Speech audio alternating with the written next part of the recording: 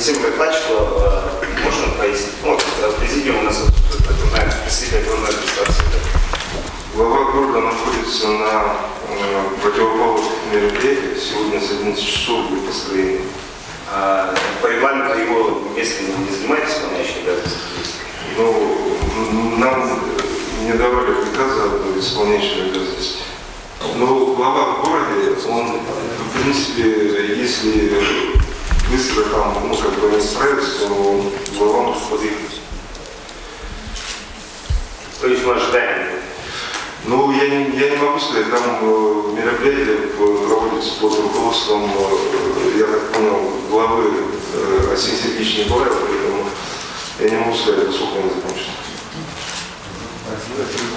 Можно я скажу? Да, пожалуйста, поясните, пожалуйста.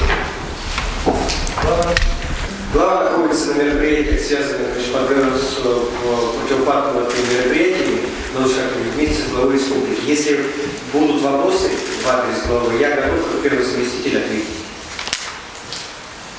Работа может продолжаться сессией.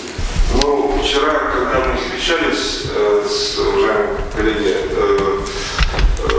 нас глава предупредила, и я вчера вот на нашей встрече 2 раза говорил об этом, что сегодня ее не будет на нашей сессии. Но сегодня по уставу, как исполняющий обязанности Владимир Юрьевич не хочет туда присоединиться? Он не исполняющий обязанности. Я, по крайней мере, не видел, как представитель. Глава находится не в командировке, он находится в городе. Поэтому я не думаю, что есть такой приказ об исполняющем обязанности. Должен быть на несколько часов. Без представителя главы города.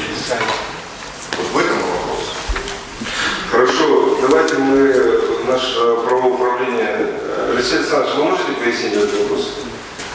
Уважаемые депутаты, в соответствии с регламентом нет обязанности обязательного присутствия главы. Закреплено, что она присутствует по уставу. В случае ее отсутствия ее заменяет исполняющая обязанности. Но так как у нас исполняющего обязанности нет, и глава, возможно, подойдет, никто не заседает в президиуме вместо главы.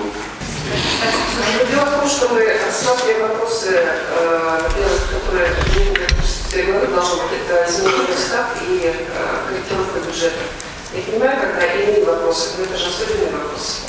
Значит, присутствие главы по регламенту не обязательно.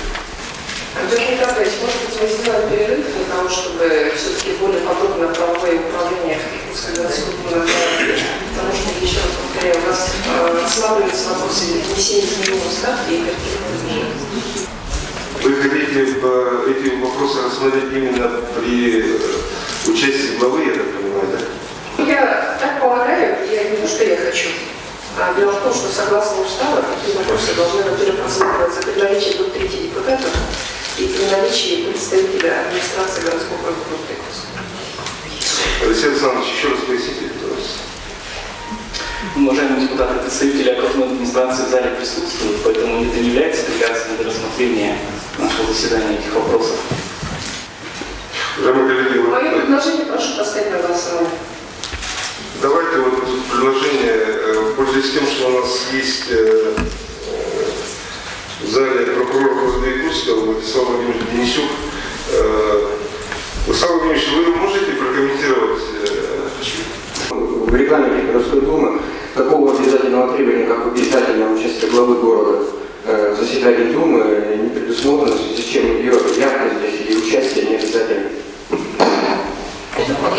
Представитель Павла Николаевича Кириллина находится здесь в зале. Ну, в президиуме же он не находится, может стать и дальше, сказать, что это будет. Глава уполномоченный. Там не обязательно же приказ должен быть. Вы хотите в президиуме посадить, да? Да, я хочу, чтобы Владимир Юрьевич сидел в президиуме, чтобы смотреть. Но у него нет приказа на исполнение обязанностей. Он первый заместитель главы. Это для вас принципиально? Принципиально. Хорошо, сформулируйте тогда вопрос ваш. Я уже сформулировала. Чтобы Владимир Юрьевич сидел здесь, рядом с нами, в президиуме? Андрей Николаевич, ну вообще я считаю, что такие сложные вопросы, как внесение изменений в устав и корректировка бюджета, должны быть обязательно с присутствием. Ну, начальник управления Я сказала, у меня предложение... Прокурор города сказал, что... Андрей Николаевич, я говорю, пожалуйста, не перебивайте. Значит, у меня было предложение дополнительно осмотреть нашему правовому управлению вот как раз этот аспект присутствия представителей окружной администрации при рассмотрении внесения изменений в устав и корректировки бюджета. Они, может быть, сидит он или не сидит. Но мы можем эти вопросы, если для вас это принципиально, можем их передвинуть по повестке. Но мы ее повестку проголосовали. Поэтому я прошу все-таки правовое управление подробно рассмотреть и далее на 10-15 минут. Алена, пожалуйста. Уважаемые коллеги, добрый день. Ну, мы же слышали правовое управление аппарата городской думы и нашей работы. В зале присутствует и первый заместитель главы городского округа, и заместитель представителя окружной администрации. Я бы хотел, чтобы ни у кого друг друга времени не занимать. И депутаты, не на освобожденной основе здесь работаем, это однозначно, и представители окружной администрации, поэтому у меня предложение начать работу нашей сессии. Петр Николаевич, может быть, надо было заранее сказать, мы просто начали, мы видим, что повестка пустует. Уважительные причины назвать, потому что это объезд там проводится, который еженедельно будет проводиться каждый раз, и отсутствие это, воспринимается, мною немного некорректно. Может быть, когда поставим вопрос на голосование, в принципе, регламент нам позволяет по возможности рассмотрения этих вопросов в таком составе с участием представителя администрации, но, скажем так, без официальных полномочий. Если рассмотрение таких вопросов будет возможно по итогам голосования, соответственно, мы приступим к их рассмотрению. Если нет, мы можем их перенести и рассмотреть сейчас другие вопросы. Может быть, тогда таким образом компромиссное решение принято. То есть вопросы по бюджету, по уставу мы переносим, пока глава не освободится, не приедет. Да, хорошо, я согласна. Как считают коллеги депутаты, есть возможность рассмотрения первого-второго вопроса в таком составе или нет? Если, соответственно, коллеги сочтут, что нет возможности, тогда, соответственно, перенесем на потом, начнем с других вопросов. А если коллеги примут решение, что есть возможность в правовом поле действия, тогда давайте будем работать. Такое, скажем, компромиссное решение, предложение, вернее, о том, что мы первые два вопроса повестки нашей сегодняшней сессии будем рассматривать при участии главы, когда он освободится, когда он Да, или заместителя главы исполняющего. Хорошо. Ясно. Ставлю на голосование, да? Да, ставлю на голосование. Кто за данное предложение, прошу проголосовать.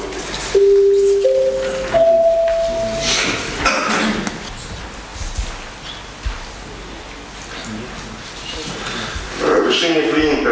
Уважаемые коллеги, тогда мы, получается, вопрос о внесении изменений в устав городского округа города Якутск и второй вопрос о внесении изменений в решение Якутской городской думы от 25 декабря 2018 года о бюджете городского округа города Якутска на 19 плановый период 2020-2021 годов переносим до того момента, пока глава города не освободится, и только при его личном участии будем рассматривать эти вопросы. Что? Разрешение прокурора города. Пожалуйста. У вас здесь получается такое решение принято неопределенное, то есть надо это конкретное решение принять, когда этот вопрос будете рассматривать. Либо этот вопрос вы переносите на заседание очередной думы следующей, либо знаете конкретным вопросом. А так мы можем здесь сидеть вечно и до вечера, может глава не приехать. То есть, согласно в соответствии с положенным регламентом Якутской городской думы, те вопросы, которые переносятся, должны быть указаны, на какой срок они переносятся. Либо они будут рассматриваться 14-15 вопросов, то есть вы вносите изменения в регламент Якутской городской думы, либо вы переносите на другой день. Поэтому я прошу принять такое решение. Уважаемые коллеги, тогда по предложению Владислава Владимировича давайте мы внесем конкретику, да? Вот эти вот первый и второй вопрос мы ставим вместо 17-18. Согласны? Ставлю на голосование. Кто за данное предложение, прошу проголосовать, чтобы рассмотреть на сегодняшней сессии. Решение принято. Приступаем к рассмотрению третьего вопроса о проекте закона закона Республики Саха-Якутия в порядке законодательной инициативы Якутской городской думы о внесении изменений в закон Республики Саха-Якутия от 14 апреля 2011 года 924 под номером 753-4 о статусе столицы Республики Саха-Якутия.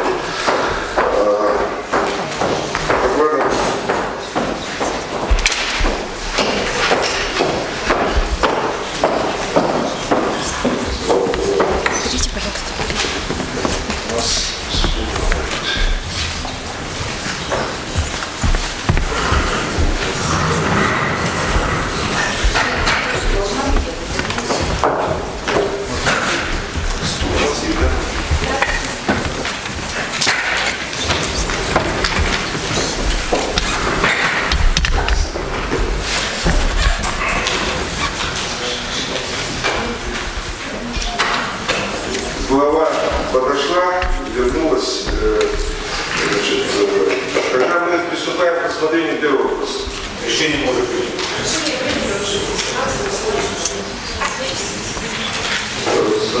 Мы проголосовали по поводу переноса первого-второго вопроса в уставе города и внесения изменений в бюджет. И депутаты предложили рассмотреть два вопроса при вашем личном присутствии. Значит, эти вопросы мы проголосовали буквально час, и значит, они перенесены у нас на вместо 17-18 вопроса. То есть вы можете, в принципе, поехать и вернуться. Ну, в принципе, 32 минуты есть, можно сказать. Пожалуйста, депутат Васильев.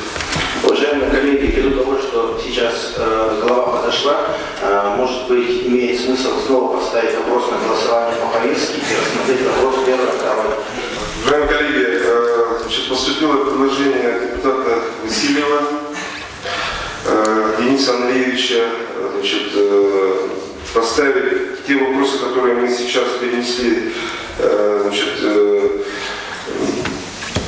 вместо вопросов 17 и 18 обратно, значит, повестку первому и второму вопросу. Будут еще другие предложения? Других предложений нет. Значит, я ставлю всем понятно предложение депутата Васильева? Я извиняюсь, а если я сейчас внесу еще какое-нибудь предложение, так и будем до бесконечности предложения? Ну, вы хотели, значит, глава подошла, она отложила повестку. Кто я хотел?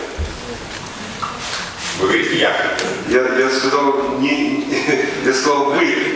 Вы все депутаты сейчас могут вносить свои предложения, и мы будем голосовать до бесконечности. Но это ваше право, это ваше право. Хорошо, тогда я еще раз внесу предложение. Понимаете, просто мы приняли решение, надо двигаться по нему. Или тогда получается, мы тут сидеть будем до нескончания. Денис Андреевич, вы наставите на своем предложении? В этом смысл-то и демократии есть, что любой депутат может внести любое предложение. Вы за 5 минут внесли два противоположных предложения. Извините, при всем моем уважении к вам. Я как юрист вам объясню, что есть такое понятие вновь открывшиеся обстоятельства. Так вот, в данной ситуации вновь открывшиеся обстоятельства. Я настаиваю на том, чтобы данный вопрос был внесен и проголосован. Если коллеги не поддержат, Потому что мы третий раз будем голосовать по повестке. Первое, вы приняли повестку. Второе, мы внесли изменения. Сейчас мы вносим третье решение по повестке. Ну, давайте работать.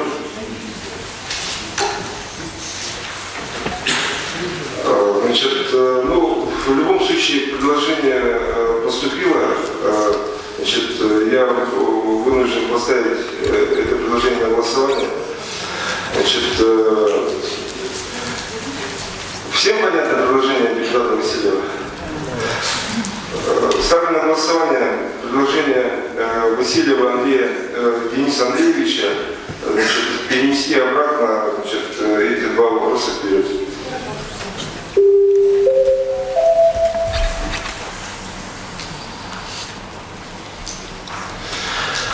Решение не принято. Приступаем к вопросу номер 4 об утверждении отчетом межмуниципального управления МВД России Якутска за 2018 год. Слово для доклада предоставляется, вернее, для отчета предоставляется начальнику межмуниципального управления МВД России Якутская Кульбертину Николаю Ивановичу. Пожалуйста, Николай Иванович. Ну, цифровые показатели сведения о результатах работы управления показаны в графиках и таблицах на экране. Я поэтому доведу основные данные, которые мы как сработали в 2018 году. По итогам 2018 года в городе зарегистрировано общее снижение преступности на 8%. 5607 в 2017 году и 5150 в 2018 году. Процент раскрываемости превысил уровень 2017 года 53%. В 2018 году 61%.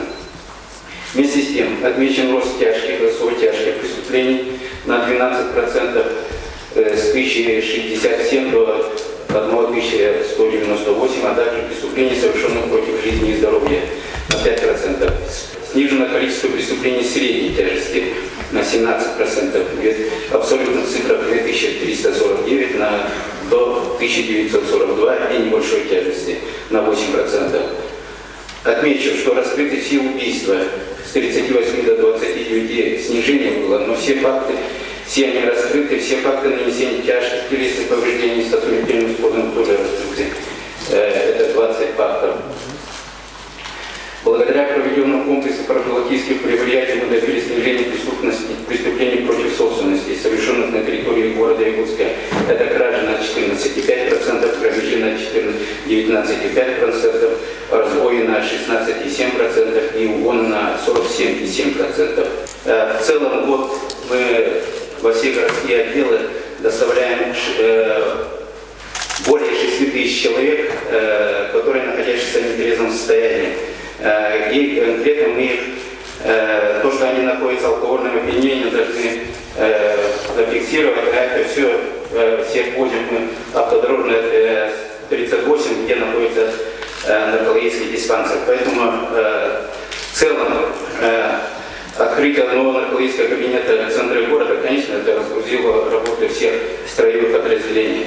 С начала года за счет перераспределения штатной численности управления открыт отдел полиции номер 4. В здании при помощи администрации города Якутска сделан ремонт. Подразделение успешно в настоящее время работает. Поэтому в городе функционирует 4 полноценных городских отдела полиции, которые плавно обслуживают по 2 городских округа города Якутска и прилегающие территории, которые к городу Якутску. Вопрос миграции остается актуальным. По итогам 2018 года в Якутск прибыло и поставлено на миграционный счет более 42 тысяч иностранных граждан и лиц без гражданства. Из них для осуществления трудовой деятельности свыше 4 тысяч мигрантов. На территории города Якутска иностранные граждане совершили 87 преступлений. В 2017 году 80. По материалам управления в 2018 году был запрещен въезд на территорию России 2011 иностранным гражданам. 130 иностранцев выдворено за пределы Российской Федерации. Составлено 936 административных протоколов. В настоящее время силами управления и Министерства внутренних дел проведено более 20 межведомственных профилактических мероприятий. Но в то же время этому блоку я хочу вернуться к такому вопросу, как мы в настоящее время администрации города Якутска работаем на том направлении, что ОВМ, это, назовем его паспортный стол, госуслуги мы оказываем на здании по Федору Попова 8.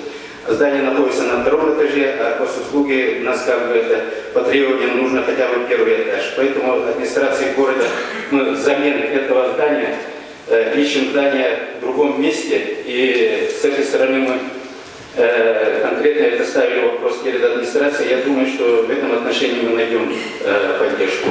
В прошлом году меня на сессии задавали по так называемому незаконному предпринимательству. В частности, почему мы не принимаем меры к гражданам, торгующим вдоль ограждения китайского рынка. Мы приняли дополнительные меры. Участием ряда депутатов, представителей управ провели рейдовое мероприятие по выявлению фактов нарушения правил уличной торговли, составили 82 административных протокола по части 1 статьи 14.1 КАП Российской Федерации. это осуществление предпринимательской деятельности без государственной регистрации или специального расширения лицензии. Данному статья предусматривает штраф до 2000, конфискация имущества не предполагается, людям считается на торговле, легче оплатить штраф и торговать дальше. Предупреждая вопросы, поясню. Торговля на улице, в том числе этого рынка, является нарушением правил уличной торговли и не относится к незаконному предпринимательству, за которое введена и административная, и уголовная ответственность. Всего 2018 год административная комиссия для принятия решения вопроса о возбуждении дела об административном правонарушении было направлено 1666 материалов, в 2017 году 2213. Тут надо внести изменения КАП по Республике Саха-Якутия. В части ужесточения ответственности за получение незаконного дохода и неуплаты налогов от сдачи на наем жилого помещения, квартир посуточно. Профилактика преступлений в общественных местах. В общественных местах зарегистрировано 2377 преступлений, в том числе на улицах 1600. Каждое второе преступление нами раскрыто. Наиболее эффективной мерой по борьбе уличных преступлений является система видеонаблюдения ФК «Безопасный город». В настоящее время, благодаря которому раскрыто более 176 преступлений, выявлено более 500 административных правонарушений. Финансирование 12-го этапа ФК «Безопасный город» в размере 18 миллионов рублей.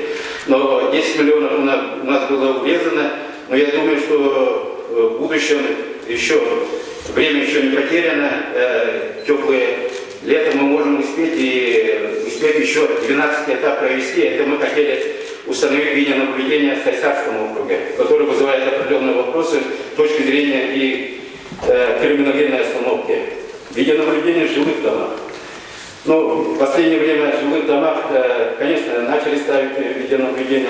Наглядный пример – это управляющая компания «Прометей». Необходимо решить вопрос по установлению требований к обязательному оборудованию камерами видеонаблюдения, вводимых в эксплуатации жилых домов, а также обязать управляющие компании устанавливать видеокамеры во всех многоквартирных домах на обслуживаемой территории. У нас есть количество мошенничества, использование средств мобильной связи. В прошлом году по результатам 2018 года мобильная связь, сокращение идет, но в то же время держится на уровне 166 до 142. Вместе с тем отмечен рост мошенничеств использования сети интернет с 192 до 248. Поэтому здесь очень много работы надо провести с точки зрения профилактирующей. Это работать средства массовой информации, особенно подвергаются мошенничеству люди пожилого возраста через пенсионный фонд, через социальную службу. Конечно, людей надо предупреждать по этим видам преступлений. Каждое третье преступление совершено в состоянии алкогольного опьянения. 1418. Из них каждая пятая тяжкая. 271. В отношении заведения, развлекательного заведения.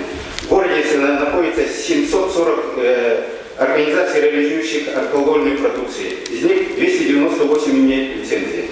65 работает как рестораны. И 448 работает как ЖКП, так называемые. Мы их называем таким образом.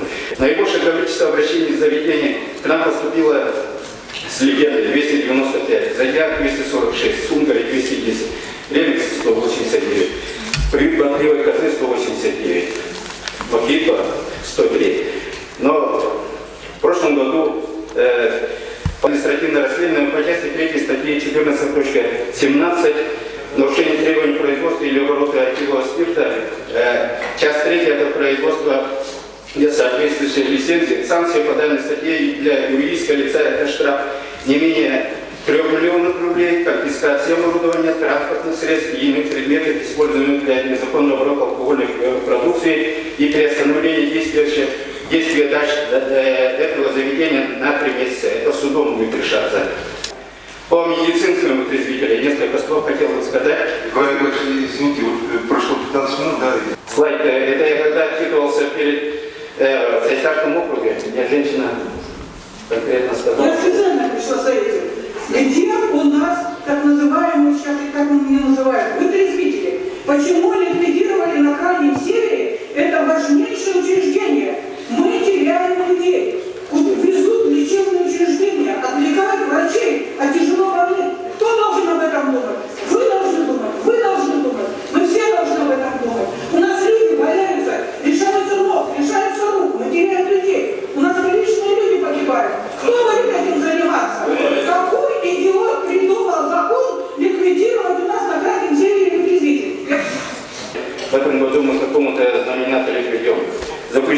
хочу обратиться к депутатам о сохранении финансирования муниципальной программы профилактики правонарушений, который принят 2018-2022 годы.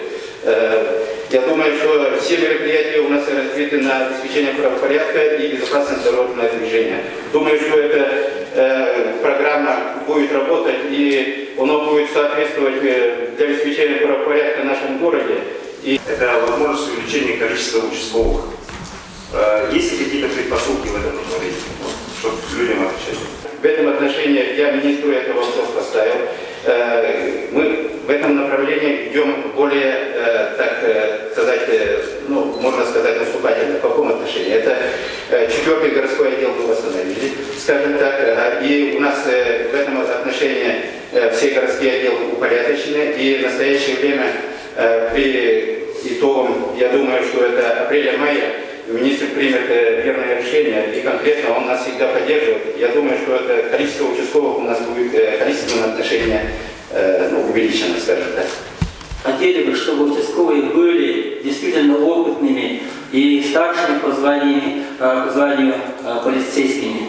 Дело в том, что у нас по участковым некомплекта нет, но есть текучесть кадров, есть так называемый текучесть кадров. Поэтому то, что мы молодых назначаем, я думаю, что это здесь ничего такого нету, чтобы это катастрофическое. Есть у нас опытные участковые, которые учат этих молодых. Поэтому в сменном поколении. Просто до этого, когда мы здесь встречались, был вопрос задан следующим образом, что необходимо предупреждать эти правонарушения, и поэтому в районе стоп-городка дежурная часть, она необходима. И вы с этим согласились и сказали, что в дальнейшем в этом направлении будете вести работу. Я хочу узнать, на какой стадии эта работа. Планируется ли в дальнейшем восстановление дежурной части, именно дежурной части? Все это находится на работе, но пока решение такое. В связи с чем возникает перекос в сторону более тяжких преступлений у нас идет, да? И что нужно делать для того, чтобы все-таки избежать дальнейшего роста, а желательно уменьшения вот этих преступлений? Тут просто преступности тяжкие.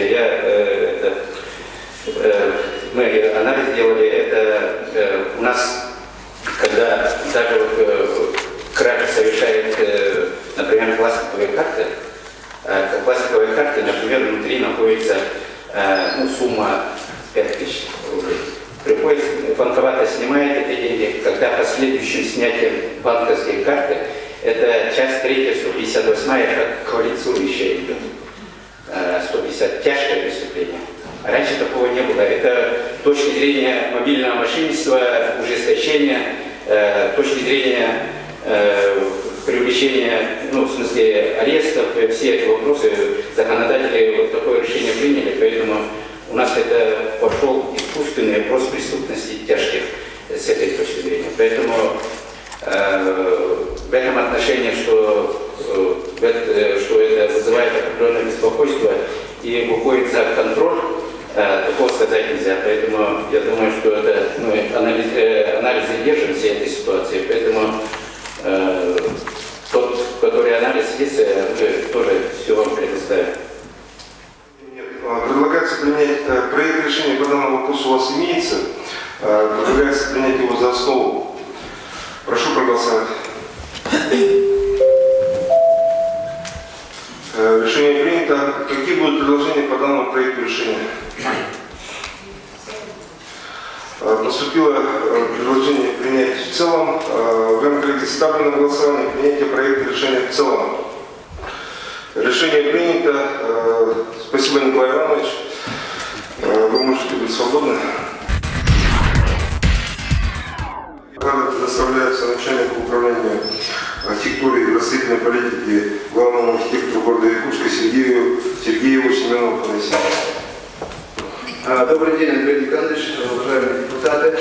Данный нормативно-правовой акт носится на основании Административного кодекса Российской Федерации. В соответствии с федеральным законом 218 о государственной регистрации недвижимости, регламентная зона правил землепользования и застройки обязательно должны быть внесены в государственный реестр недвижимости. В соответствии с этим в прошлом году был заключен муниципальный контракт на разработку кадастровых работ, и только после этого вносятся данные в Росреестр. И в рамках этого первым блоком мы как раз начали с тех зон, где у нас пересекаются на одном земельном участке две регламентные зоны, и в связи с тем, что с федеральным законом такое не разрешается, привели в соответствие как раз таки все эти территориальные зоны по всему городскому округу города Якутск. И было, вот, как уже сказано, более 8 тысяч таких вот зон. И кадастровые работы выполнены в 1300 участках. И поэтому у нас сейчас вносим изменения правил землепользования и застройки. И прошу поддержать этот вопрос. Я участвовал на публичном слушании, которое приглашали представители администрации, и официально сообщали, что жители микрорайона зала полностью не согласны с теми нормативными актами, которые были приняты до 2017 года. Это, помните, в августе было слушание, сюда пришли все жители. Это около 561 частных строений, земли которых и жилые строения были, по сути, переведены в новое зонирование, то есть ИЖ-2, индивидуальное строительство, на ЖЭК-6, это МКД, до 16 этажей. Я к чему этому привожу этот пример, потому что, по сути, не согласовал непосредственно пользователями земельных участков и частной собственности земли данных жителей переведены. Мы не раз обращались к администрации города Якутска о проведении публичных слушаний и рассмотрение этих вопросов, но они так по сей день не проведены. Я к тому сказал, что с данными вот изменениями, которые здесь вносятся, да, касается всех улиц, вот, здесь я выписал, это по западу. То есть, по сути, не спросив жителей, внесли изменения, и распоряжаются их земельными участками, не согласовав с ними. Конечно, администрация города Якутска может сказать, что существует гражданский кодекс и Конституция Российской Федерации, что сам застройщик, который придет на эту территорию, будет договориться с жителями. Но если вы были в зале, то вы, наверное, знаете, что территория зала, на 2-3 территории земельных участков, это частный сектор, который не согласны с переводом их на другую категорию. И строительство на их земельных участках, мы говорим МКД, то есть до 16 этажей. Почему это я вам говорю? Потому что по сей день мы не раз обращались к администрации, а также непосредственно главе города Якутска о проведении слушаний. Ну, по сей день этот вопрос не решен. Но он не решен и не согласован с жителями зала, но при этом внесли тут изменения. Проверили, тут целый список. То есть не согласовали. И вопрос депутата, дай Бог ей здоровья, который поднял вопрос о спорах земельных участков с жителями, то есть собственниками этих земельных участков, не проводился. Я почему это говорю? Потому что нарушается основополагающие статьи Конституции на право на собственность. И я бы хотел обратить внимание прокуратуры, которая тоже иногда соглашается с некоторыми изменениями. Я, насколько знаю, что жители обращались к вам в прокуратуру, и вы, по сути, поддерживаете администрацию города Якутска. Да, Ксюша Борис Лукович, проживающий по Тимирязеве 34, частный дом, это раз. И мой ребенок проживает на Кузьмина 22, один квартира. То есть я к чему это говорю, почему я затронул, да. Но ту тему, которую я сейчас поднимаю, мы как 17-й квартал инициативной группы, также микрорайон Елочки и Сайса. Я это к тому и сказал, потому что это для вас не ново, но то, что проталкивается здесь вот утверждение данного проекта. Борис Ильич, мы вас поняли, да? Но дело в том, что те вопросы, которые вы задаете, они не относятся к нашему вопросу, который мы сейчас рассматриваем. Нет, вот вы утверждаете изменения.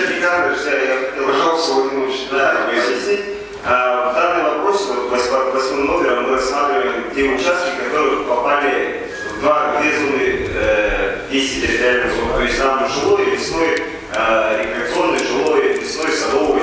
То есть мы приводим это в порядок, первым по 8 вопросе. В 9 вопросе мы прекрасно рассматриваем те уточнения, которые сейчас вот прозвучали от Бориса Луковича. И вот как раз там, обсудим, то есть получается. Владислав Владимирович Денисюк, прокурор города Якутска.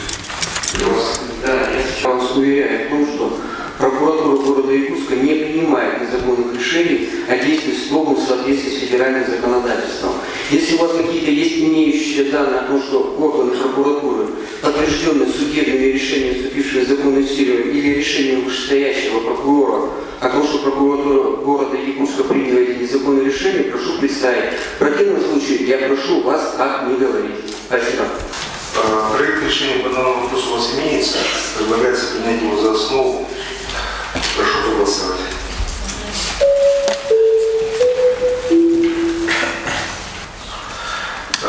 Решение принято. Какие будут предложения по данному проекту решения?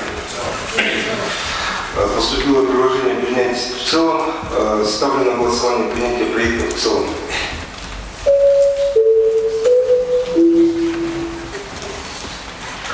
Решение принято. Подтверждение положения по взаимодействии Якутской городской думы и окружной администрации городского округа города Якутск в новой редакции. Слово для доклада предоставляется начальнику правового управления Якутской городской думы Доценко Алексею Александровичу. Действующее положение взаимодействия Якутской городской думы и окружной администрации, принято еще в 2009 году, то есть 10 лет назад, было одним из первых решений, определяющих порядок взаимодействия между органами при принятии Якутской городской думы нормативных актов, решений текущих вопросов, внесенных в компетенции органов местного самоуправления. Вместе с тем, с того периода уже у нас изменился регламент Якутской городской думы, было принято положение постоянных комиссий, неоднократно вносились изменения в устав городского округа города Якутск, в соответствии с чем действующее положение уже не отвечает требованиям времени. Вследствие чего правовому управлению был подготовлен проект о изменении положения и принятии его в новой редакции. Стоит отметить, что данный проект у нас согласован с окружной администрацией, структурными подразделениями, контрольно-счетной палатой и прокуратурой города Якутска. В связи с чем прошу проект поддержать, он нам очень нужен. Спасибо. Можно вопрос к главе города? Ваше мнение по данному документу? Главе города.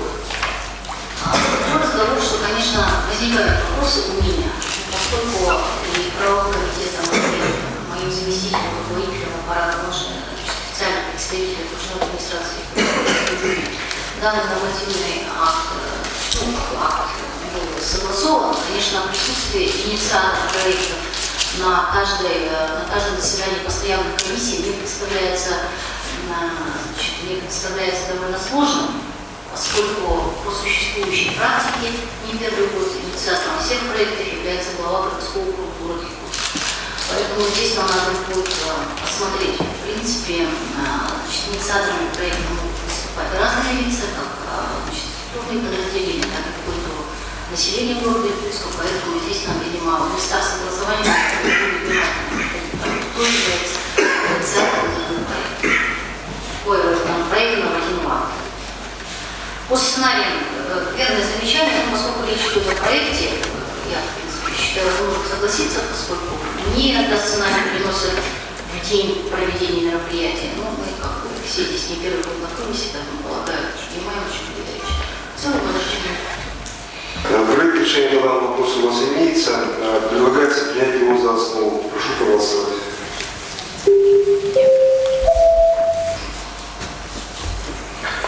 Какие будут предложения по данному проекту решения? Поступило предложение принять в целом. Ставлю на голосование принятие проекта решения в целом.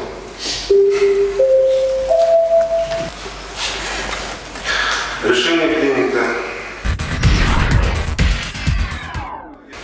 Уважаемые коллеги, мы приступаем к рассмотрению двух вопросов, которые мы перенесли в начале нашей сессии. Они значились у нас как первый и второй, поэтому я ставлю на рассмотрение вопрос о внесении изменений в устав городского округа города Якутск. Данный проект разработан с целью проведения устава городского округа в соответствии с федеральными законодательствами, с их нормами.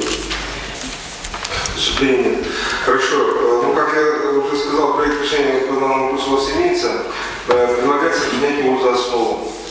Прошу проголосовать.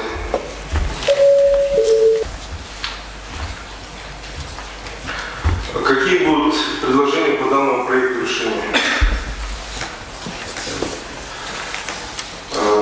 Ставлю на голосование принятие проекта решения в целом.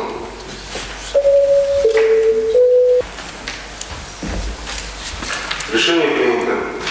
Приступаем к рассмотрению вопроса о внесении изменений решения Якутской городской думы от 25 декабря 2018 года РЯГД 4-1 о бюджете городского округа города Якутска на 2019 и на плановый период 2020-2021 годов.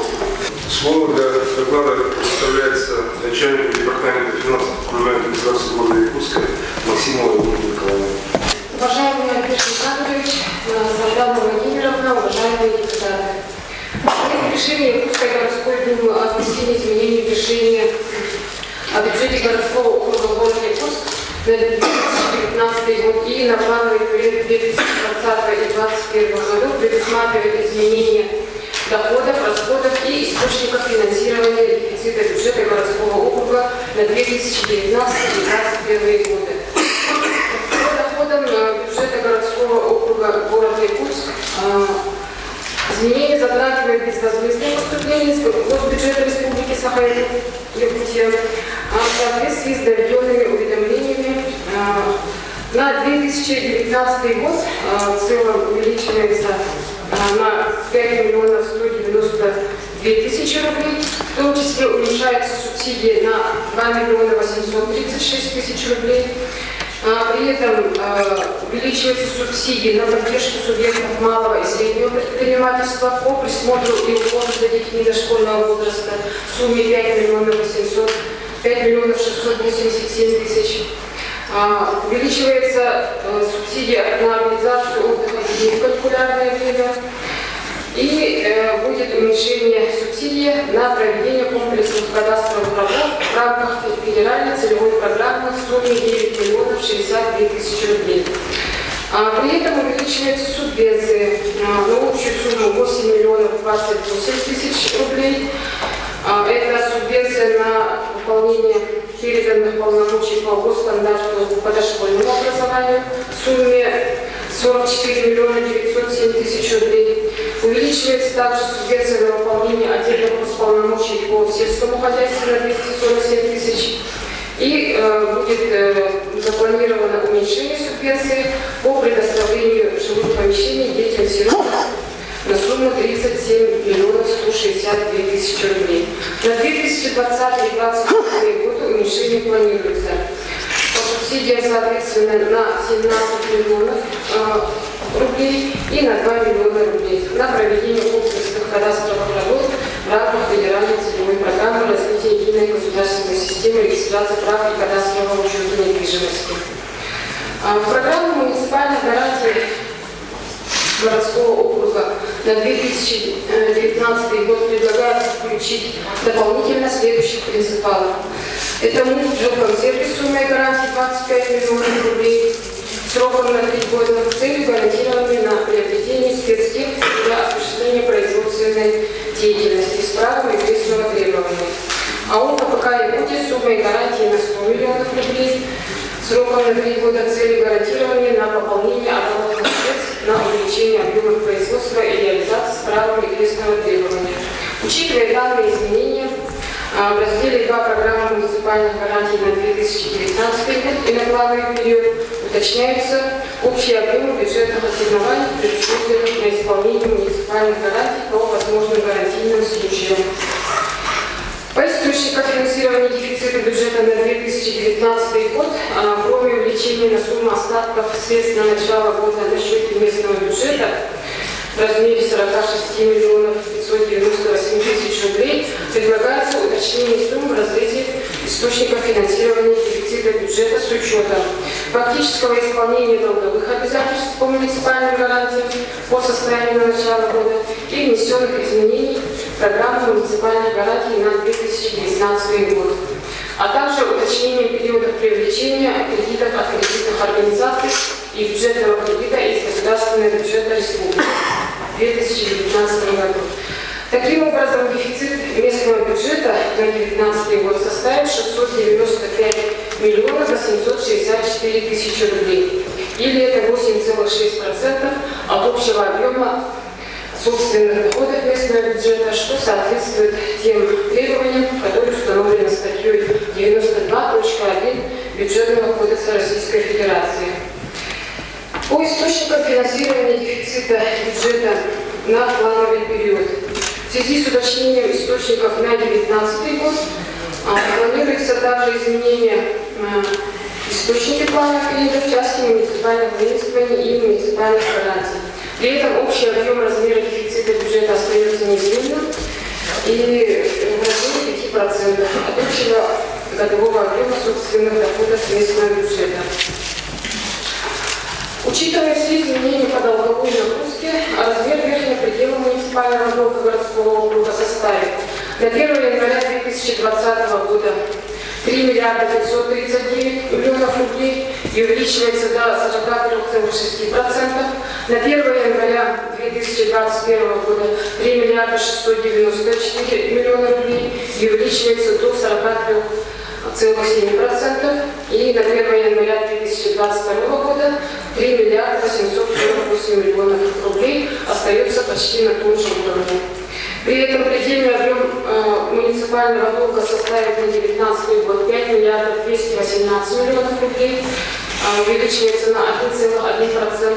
На 2020 год 5 миллиардов 252 миллиона рублей, увеличение на 2%. И на 2021 год 5 миллиардов 646 миллионов рублей, увеличение на 2,1%, что в целом соответствует тем ограничениям, которые установлены пунктом 3 статьи 107 Бюджетного кодекса Российской Федерации. Что касается расходов 2019 года, уточнение производится по следующим 10 муниципальным программам и непрограммным расходам. Первое – это муниципальная программа развития образования городского округа в городе Иркутск. По нему запланировано уменьшение в сумме 5 миллионов 321 тысяча рублей. В том числе увеличивается в сумме 6 миллионов 676 тысяч рублей на погашение кредиторской задолженности за 2018 год. Также увеличение планируется за счет поступления межбюджетных трансфертов на сумму 51 миллион 132 тысячи рублей и предлагается перемещение на другие программы в сумме 63 миллиона 130 тысяч рублей. По муниципальной программе «Комплексное развитие транспортной инфраструктуры города» планируется увеличение в сумме 15 миллионов 457 тысяч рублей, которые предлагается направить на погашение кредиторской задолженности за 2018 год. По муниципальной программе «Комплексное развитие систем коммунальной инфраструктуры городского округа города Иркутск» запланировано увеличение на сумму 14 миллионов 464 тысячи, которые предлагается также направить на погашение кредиторской задолженности за 2018 год. По программе формирования современной городской среды на территории городского округа увеличивается 284 тысячи рублей за счет перемещений с другой программы. По программе развития агрополиса планируется рост в сумме 247 тысяч рублей за счет поступления субвенций на выполнение отдельных госполномочий по поддержке производства картофеля. По муниципальной программе развития имущественного и земельного комплекса городского округа уточнение стороны увеличения в сумме 938 тысяч рублей. Также сокращается муниципальная программа обеспечения жильем населения городского округа на сумму 37 миллионов 162 тысячи рублей, повторюсь, за счет уменьшения субвенции на выполнение отдельных переданных полномочий. И по программе «Комплексное развитие социальной инфраструктуры городского округа» запланирован рост в сумме на 62 миллиона 338 тысяч рублей. По непрограммным расходам увеличивается в сумме 530 тысяч рублей, в том числе за счет уточнения объема субвенций на 36 тысяч и за счет перемещения в сумме 502 тысячи из другой программы. Также без изменения общего объема расхода бюджета вносится уточнение в соответствии со статьей 217 бюджетного кодекса Российской Федерации. Это касается перемещений по резервному фонду окружной администрации, по расходам на исполнение исполнительных листов и по выезду за пределы республики. По расходам бюджета городского округа на плановый период 2020 и 2021 годов сокращены средства, предусмотренные на проведение комплексных кадастровых работ в рамках федеральной целевой программы в связи с изменением закона Республики Саха-Якутия о государственном бюджете Республики Саха-Якутия на 2019 год и на плановый период.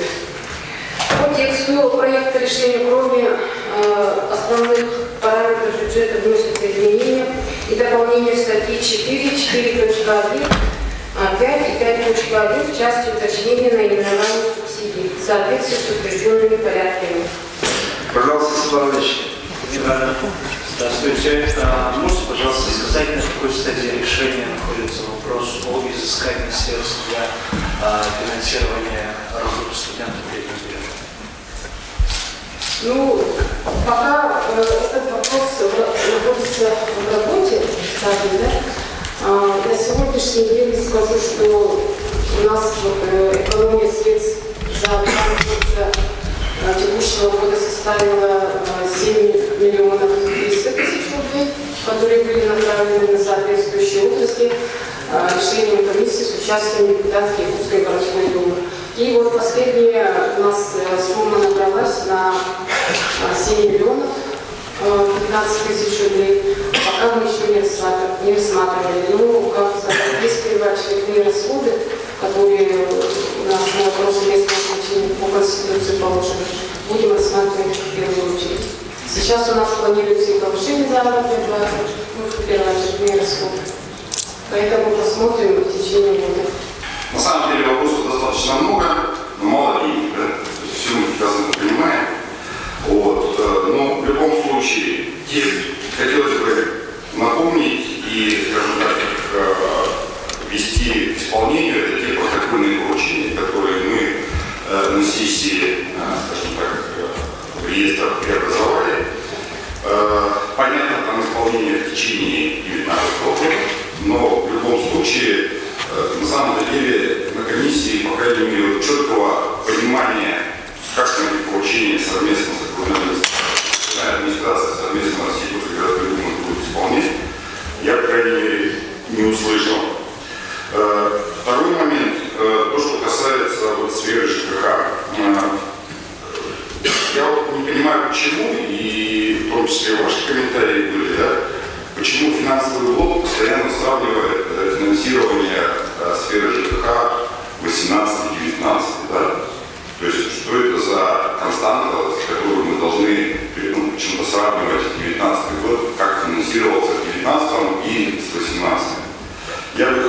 Я в прошлом созыве был председателем комиссии по городскому хозяйству, я могу четко заявить о том, что финансирование сферы ЖКХ в прошлом году тоже отставало от тех заявленных программ, а у нас программный метод бюджетирования достаточно серьезный. Вот сегодня мы рассматривали вопрос, скажем так, тех недостающих средств, да, Владимир Борисович задавал вопрос, четко обозначено вашей же окружной администрации о том, что порядка 400 миллионов в сфере ЖКХ. То, что сейчас коррелирует с 2018 годом, и что там небольшой разрыв, там 60, 70 миллионов, да, то есть я думаю, что это не совсем правильно. Почему? Потому что в прошлом году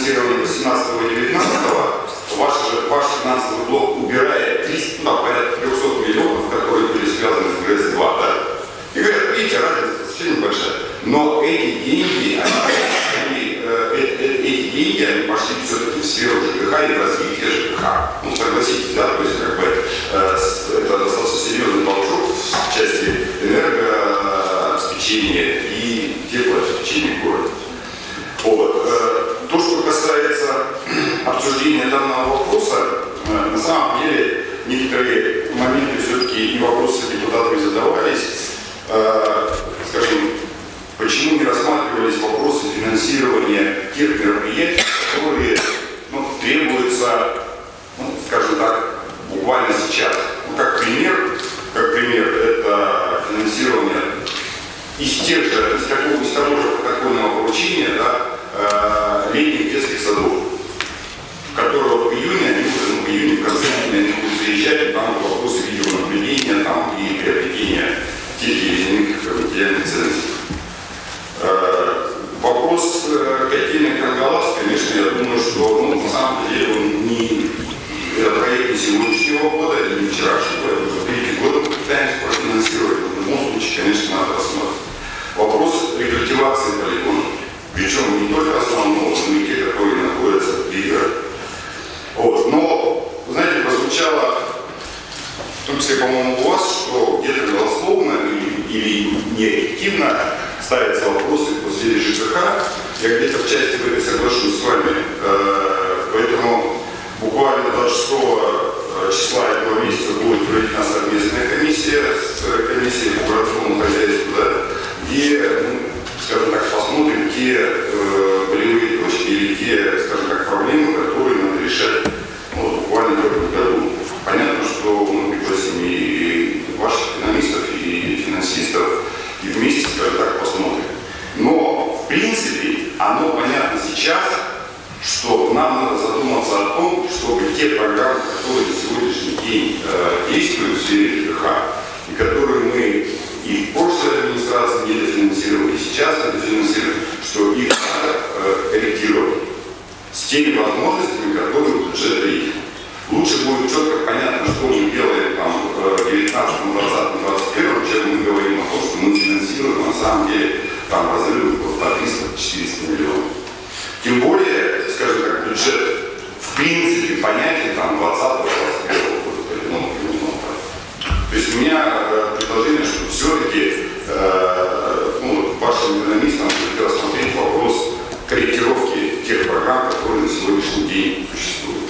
Учетом поправок, которые сегодня приняты, будут вероятно. У нас отставание от финансирования первоочередных мероприятий ЖКХ, мы действительно порядка 63 миллионов.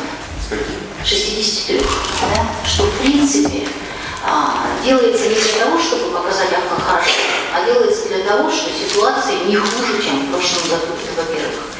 Но вместе с тем, я говорила об этом и на общегородской планерке, я говорю это на наших внутренних совещаниях, что мы не должны ориентироваться на то, что было, а мы должны ориентироваться на то, как должно быть. И понятно, что мы должны расширить виды работ, которые производятся, и мы должны говорить о других объемах, И в этой связи, да, конечно. Вместе с тем, и вы это видите, и я с этим сталкиваюсь ежедневно, есть довольно слабая работа ГРБС. Довольно слабая работа ГРБС, потому что здесь вы спрашиваете из департамента финансов, здесь спрашиваете у заместителя по финансам, здесь спрашиваете с меня, но на самом деле первичная работа, и в том числе работа постоянных комиссий депутатских, она должна производиться главными распорядителями бюджетных средств. От качества их работы, от качества подготовки документов зависит как раз когда мы начинаем смотреть программные мероприятия, вы правильно обращаете внимание на них, мы видим, что там перекос идет просто. 16 миллионов туда-сюда, ГРБС у нас не считает за деньги. И поэтому сейчас в ручном режиме мы будем смотреть и буквально детские сады правильно. Нам же еще подрезали все по национальному празднику всех. Все подрезали. Зато где-то у нас там болтается обязательства по кредиторке 2017 года, которые погашены в 2018 году. Поэтому сейчас у нас встает вопрос, мы объявляем конкурс на замещение должности руководителя департамента ЖКХ. Как конкурс? Поскольку основной работник находится в отпуске по уходу за ребенком, это такой условный конкурс, скажем так, да, поэтому и к вашему вниманию тоже, если считаете, что есть достойные люди, которые могут возглавить на период отпуска основного работника, то мы будем рады рассмотреть. Потому что, повторюсь, это работа ГРБС. Это касается не только ЖКХ, это касается всех отраслей. И дальше мы говорим о том, что действительно вопросы они есть. Вопросы они есть и по рекультивации, сегодня разговариваем, и по берегоукреплению. На сегодняшний день город Якутск вынужден за счет местного бюджета, за счет средств резервного фонда производить берегоукрепительные работы, тогда как, если бы у нас была утвержденная проектно-сметная документация, прошедшая должную экспертизу и поддержанная, мы могли бы рассчитывать на федеральное финансирование, например, как это происходит сейчас в Нижней Бестяхе. Потому что я думаю, что река Москва или Нева немного отличается от великой нашей реки Лена и имеет точно такие же основания для того, чтобы получать федеральное финансирование на берегоукрепление федерального водного объекта. Ну ладно. Но тем не менее мы сейчас, поскольку наши люди живут, дома наших людей и стоят на этом берегу, мы вынуждены заниматься сейчас берегоукреплением за счет местного бюджета. Далее, когда мы говорим о том, что мы просматриваем бюджет 2020-2021 года, здесь, значит, есть такое уточнение. Значит, было принято хорошее решение, правильное решение о поддержке малого и среднего бизнеса, мы с вами об этом говорили на Координационном совете в том числе, о, значит, вот неком льготной такой поддержке, там, снижении налогового совета на 5%. Да? И мы говорим о том, что значит, именно город Якутск, поскольку мы понимаем, что здесь у нас очень большое, к счастью, количество значит, предпринимателей, которые работают на упрощенной системе налогообложения, так вот именно город Якутск в результате этого сумма выпадающих доходов порядка 300 миллионов. И в документе, который принят на уровне республики, говорится о возмещении выпадающих доходов по факту за текущий.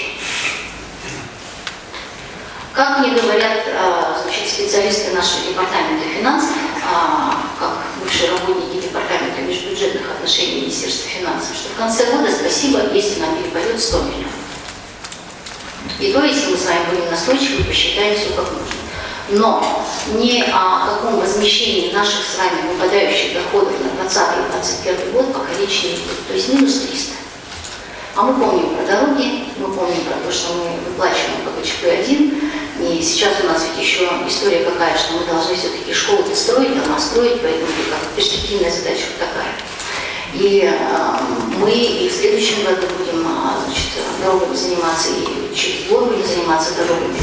И плюс к этому правильно Владимир Владимирович говорит о том, что у нас все-таки вот эти наши основные благоустроенные районы, 17-й квартал, например, да, Сайсара, ГРЭС, ну и как бы точно, они даже и в центре у нас здесь есть, в Жинском у нас деревянные дома есть, да, то есть очень много домов, которые не вошли в реестр аварийных домов, и нам тоже надо этим заниматься.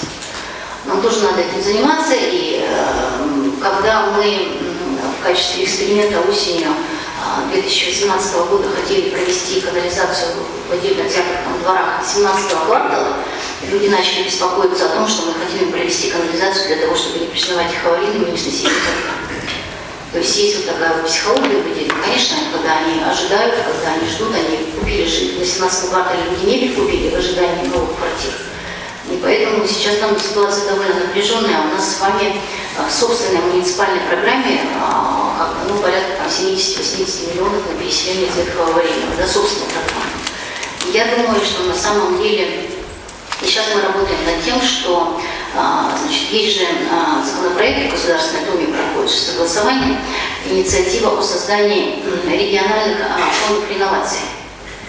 И нам с вами вместе надо поработать о том, над реальным содержанием этого закона, чтобы он не стал декларативным, просто там создадут какой-то фонд везде, пустой, например, да, соответственно, ничего не будет. Поэтому и что там 17-й квартал Сайсара Гресс? У нас с вами проспект начинает уже потихонечку старые дома приходить в полную негодность. Вот, поэтому тут, конечно, масса вопросов, но как бы это уже как глобально. Да? Возвращаясь к теме ЖКХ, повторю, согласна, мы 18 год приводим для сравнения, чтобы только понимать, что уж прям там не совсем все, там никто не умрет, да, но мы должны, конечно, говорить, повторюсь, о других объемах, о другом содержании работы и о других видах работы. 26 апреля, вот если комиссии, давайте мы рассмотрим с вами те протокольные поручения в том режиме, как они сейчас исполняются, какие есть намеки до конца года, чтобы в декабре тут не подраться. Выступления нет. Проект решения по данному вопросу у вас имеется. Предлагается принять его за основу. Прошу проголосовать.